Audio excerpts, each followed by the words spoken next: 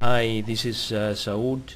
This topic is about measuring principles, and the first measuring principle we're going to take is the level measurements.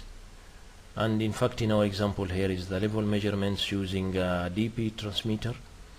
The DP transmitter, it is measuring the differential pressure between the high side and the low side.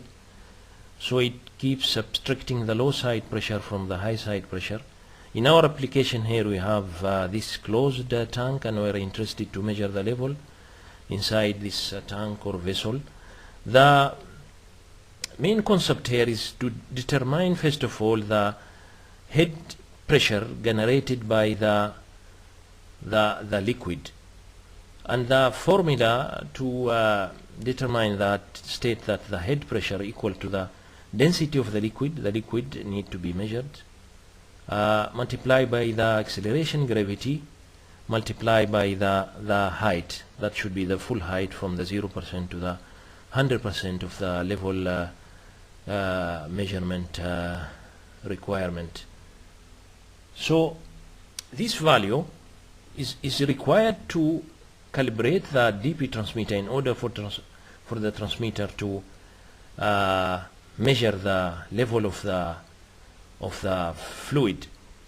But as we can see here in the closed tank, it's not only the head pressure applied to the high side, we have also the gas pressure which is in the top of the liquid pressure also applying a pressure on the same point.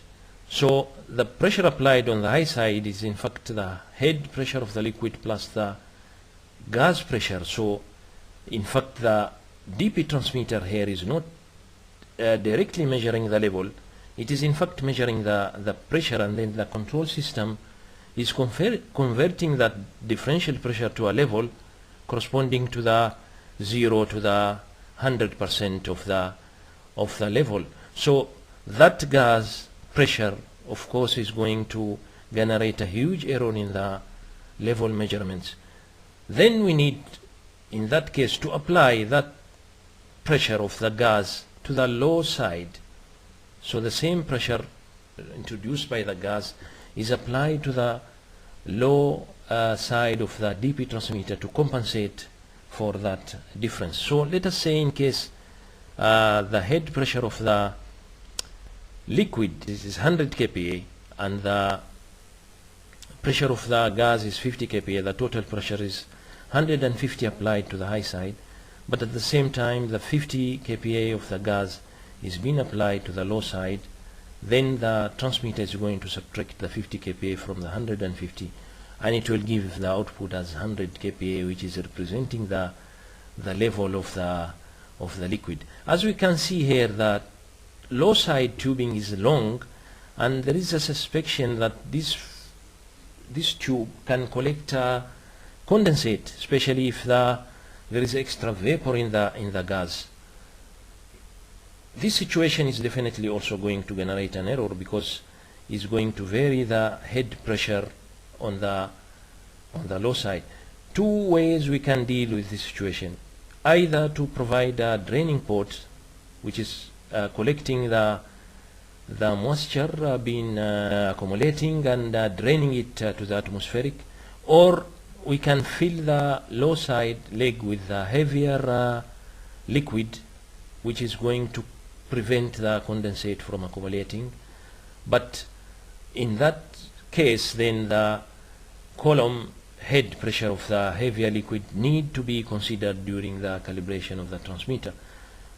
Briefly, let's talk about the principle of operation of the differential pressure transmitter. In fact, it's based on capacitance effect. So we have two plate of capacitors and diaphragm. So as the pressure is being applied in the high and low side, it deform the diaphragm and change the distance between the capacitor plates, and that is connected to an electronics in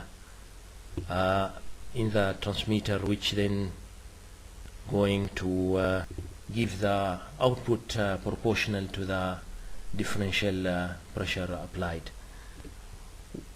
The next measurements is the level measurements using a displacer type. This is mainly based on, in fact, the Archimedes principle, which is stating that the upward buoyant force that is exerted on a body immersed in a fluid, whether fully or partially submerged, is equal to the weight of the fluid that the body displaces. So as it is in our first example here, the floater is just hanging on the air, so the full weight of the floater is acting on the mechanism and the electronics, and as we fill the tank with the fluid and liquid, the liquid tend to lift the displacer up, and that is displacer weight is going to reduce. And as we keep filling the tank and the displacer is fully covered with the liquid, in that case the displacer is going to be at the minimum weight, and the mechanisms and electronics is going to convert that to a level measurements based on the calibration. Of course, few things here matters. The density of the liquid matters, and also the weight of the displacer, the length of the displacer also, it should be considered to cover the full required measuring length from 0 to 100%.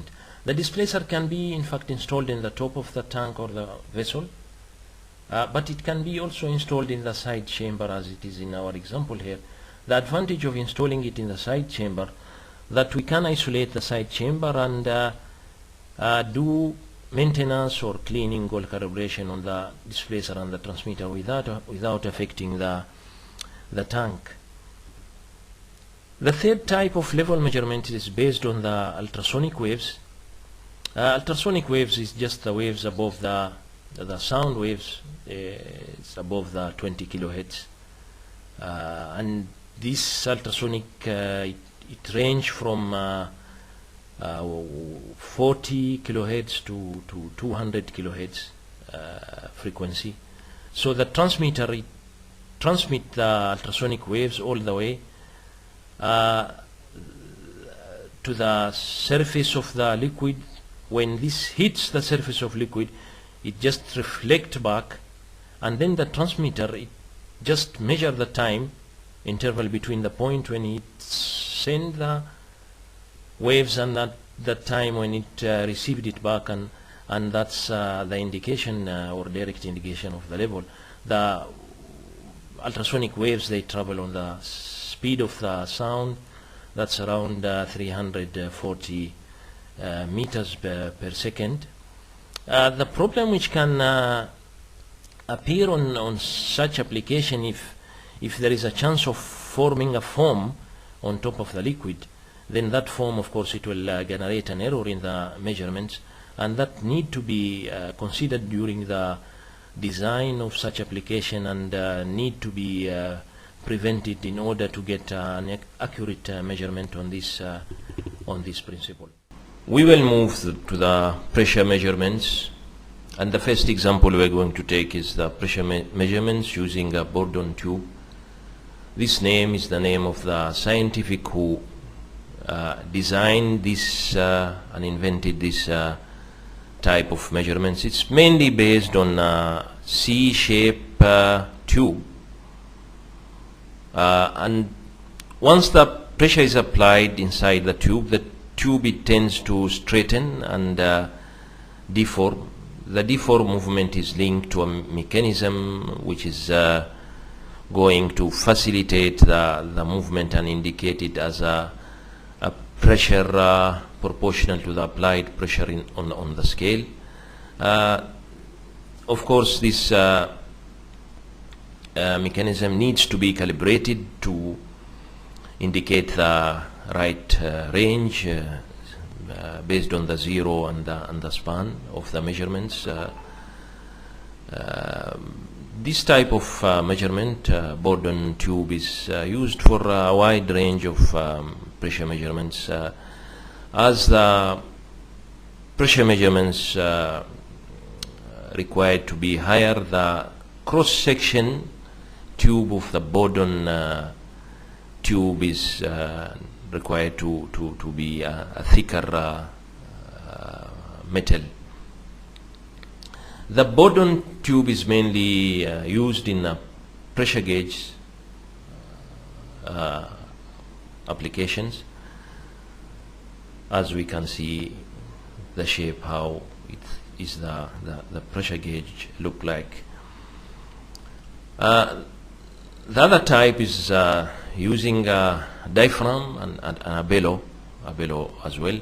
In the diaphragm type, the diaphragm is attached to a chamber, and the applied pressure is going to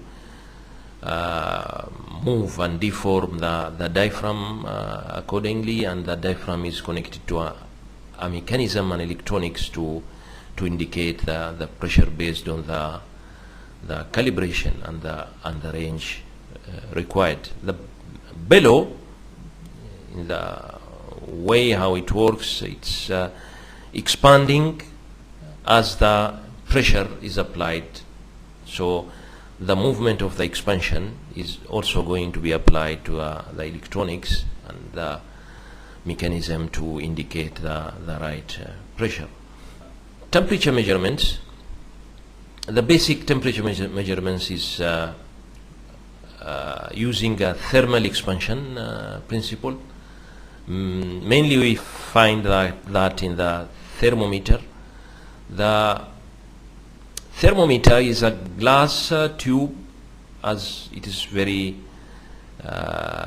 popular, where I have a mercury inside the tube, and the mercury expands as the temperature is applied to the thermometer, and the thermometer is scaled accordingly to indicate that the temperature change.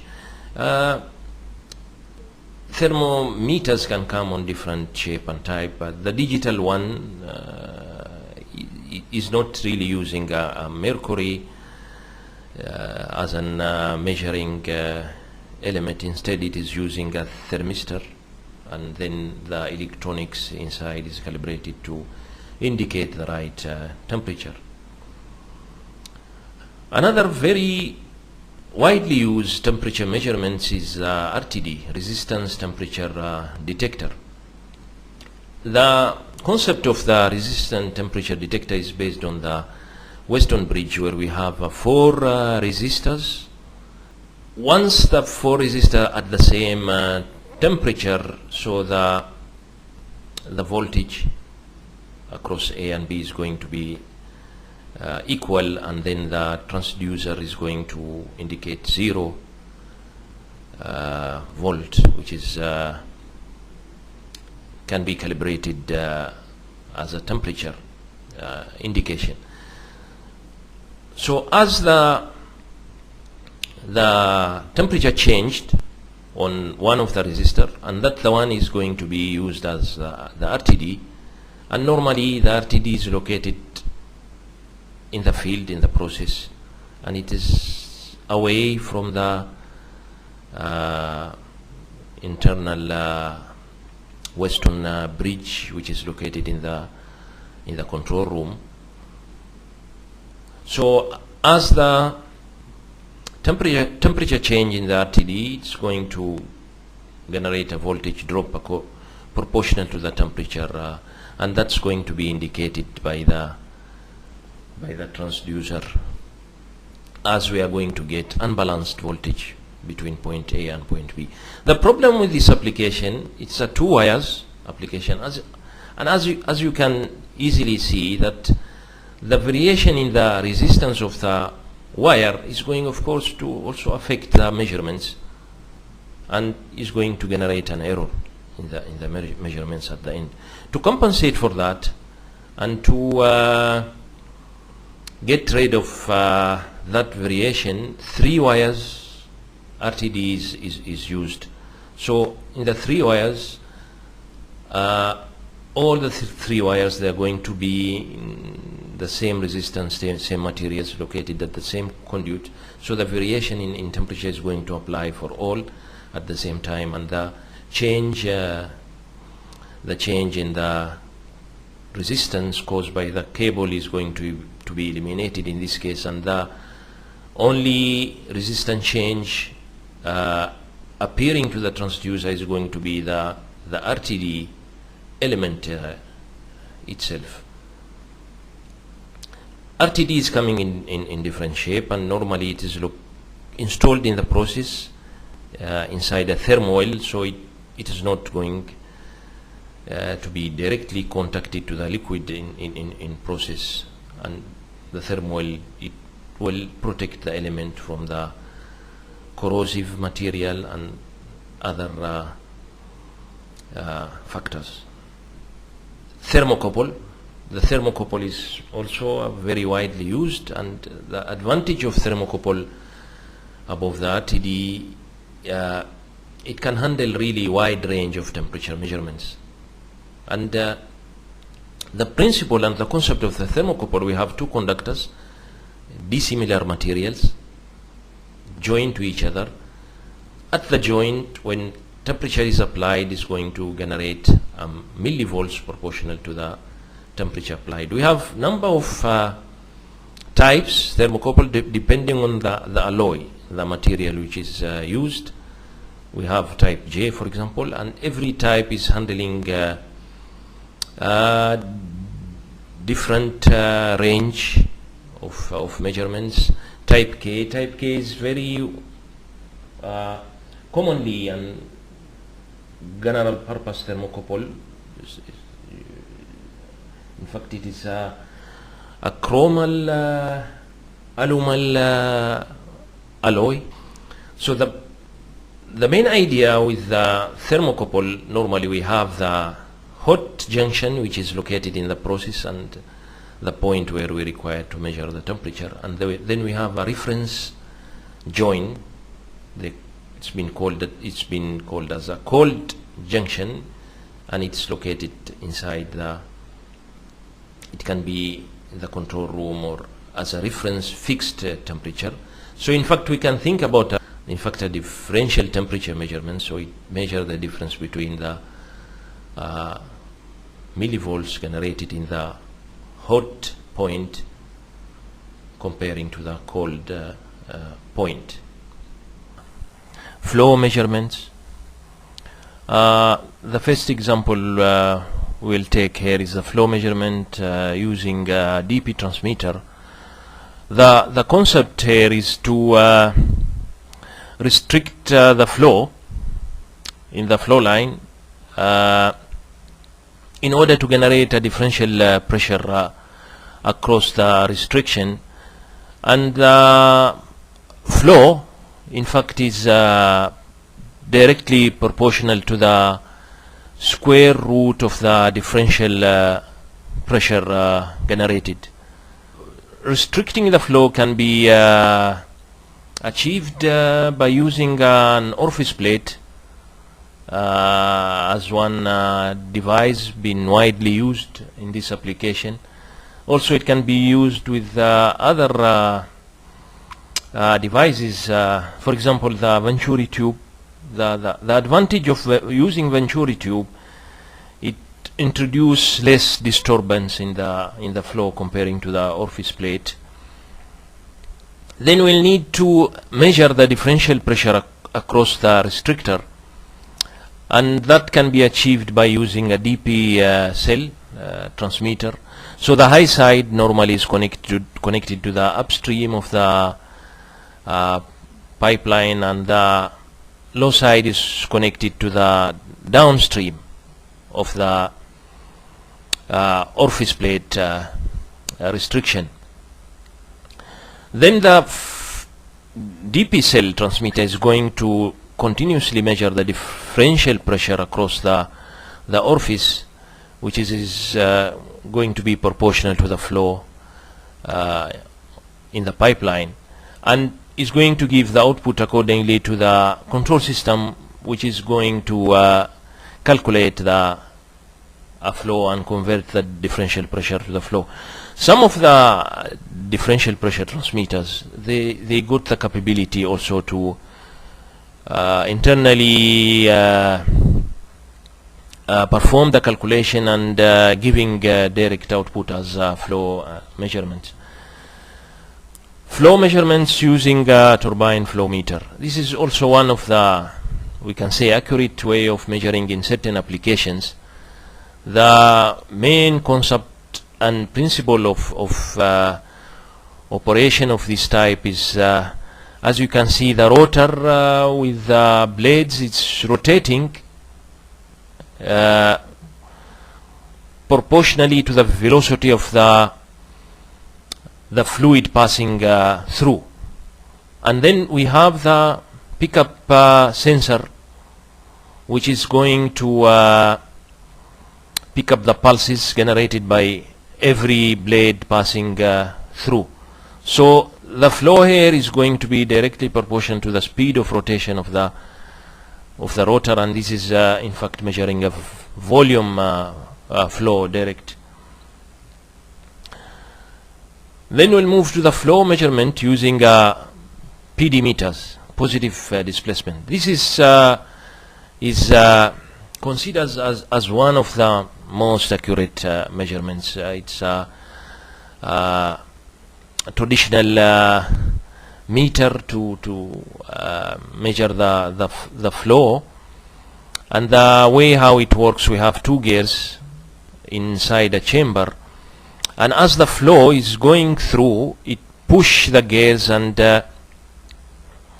they revolute and they rotate. So every full revolution, it is passing a very defined volume of flow. So as it keeps doing that, and the gears, they are connected to the counter, which is counting every unit of flow passing through. Flow measurement using a Coriolis meter. This device in fact is widely used in flow measurements of many applications, and this device, in fact it works based on the Coriolis effect. As we can see here, we have two tubes, and these two tubes are in phase of each other, and we have the drive coil which keeps vibrating and oscillating these tubes continuously. So as the fluid passes through the tubes all the way, they tend to twist in phase of each side. So this is the shape of the twist, as you can see, the right side and the left side. This amount of twist is being picked up by two coils. One is the left side pickup coil and the right side pickup coil. So this pickup coil, they keeps measuring the differential time in twisting at each side, and the amount of this twist, in fact, it is directly proportional to the mass flow. So the Coriolis meter, in fact, is measuring a mass flow, and in fact it is measuring also another parameter which is the density, and the density in fact is directly proportional to the frequency of the vibration being picked up by the same coils as well. So as a thicker fluid pass through the tubes, the oscillation it tend to be lower, and as lighter fluid pass through, the oscillation and the frequency of vibration, it tends to be higher, and that's directly it indicate the density of the fluid passing through. Finally, we'll talk about the speed measurements. In the speed measurements, in fact, we are converting the mechanical motion to electrical pulse. As it is here in this example, we have two types: the optical type and the magnetic pickup type. In the optical type, we have the rotating wheel with the hole in one side. So as the hole passing through the light source, so the light source can be anything. It can be a laser light source or an infrared light source. So as the light source pass all the way to the receiver side, that is being counted as 1 RPM. Receiver side, it will just generate a pulses proportional to that every time the light is passed through the hole, and that is representing the RPM of the rotation of the wheel. In the magnetic pickup type, we have the magnet attached to the wheel, so as the wheel rotates, the magnet pass through the pickup coil. It also generate pulses for every time the magnet pass through the coil, that representing 1 RPM, and continuously it keeps measuring the RPM of the rotating wheel and generating the waves based on that. That's all, and thanks.